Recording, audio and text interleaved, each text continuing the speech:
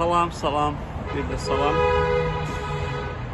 Tofiq bəyin, Tofiq Yaqublu ilə bu gün onun saxlandığı Ədliyyə Nazirinin deməli, Umbaşdakı İstintaq Təcridxanasında görüşdük.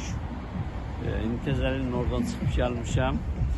Xeyli söhbət elədik məsələlər barədə, bütün iş barədə, onun özünün səhhəti barəsində. Səhhəti aydın məsələdir ki, çox narahat edicidir. Üçüncü gündür. Söhbət zamanı üçüncü gündür. Ölüm hazırlığına başladığı məlumdur. Mənim də tövsiyələrim oldu ki, nə qədər hansısa məsələləri haqsız, ədaletsiz hesab edirsən belə. Amma əsas sənin özünün sağlamlığındır, səhhətindir. Ona görə bu məsələyə biraz başqa prizmadan yanaşmaq lazımdır. Ancaq qərarında ısrarlı olduğunu bildirdi.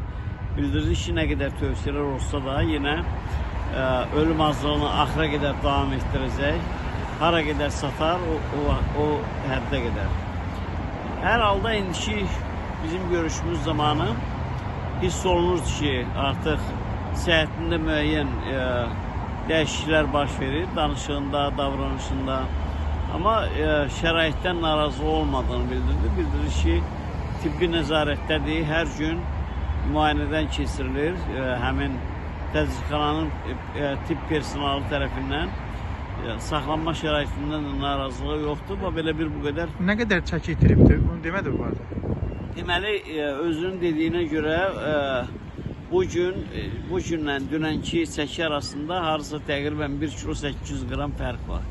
Yəni bu artıq çəkisi 93 kiloya düşüb. Dünən bildirdiyinə görə 94 kilo 800 olub. Yəni həkimlərin buna verdiyi məlumata görə belə çıxır ki, 1 kilo 800 bir sutka ərzində çəki itirib. Şübhəsiz ki, xoş hal deyil. Bu qədər çəkini qısa bir vaxtda itirmək aydın məsələdir ki, onun səhhətinə çox ciddi özü mənfi təsirlər olacaq yaxın vaxtlarda. Bu səbəbdən nəsə bir tədbir görmək lazımdır. Aydın məsələdir ki, onu bu məsələdən çəkindirmək lazımdır. Əgər mümkün olsa. Səbəbi də hesab edilir ki, ona qarşı haqsızlıq olub, ədalətsizlik olub. O ədalətsizliyə qarşı mübarizəni belə ölüm hazırlığına başlamasıyla izah edir. Ki, onun başqa yolu yoxdur, başqa bir qərar qəbul edə bilmir. Onsuz da nə qərar qəbul olunsa, həmin qərarların deməli, ona qarşı qanunsuz, ədalətsiz hərəkət edən şəxslərə heç bir təsiri yoxdur. O səbəbdən belə qəti bir qərar qəbul edir.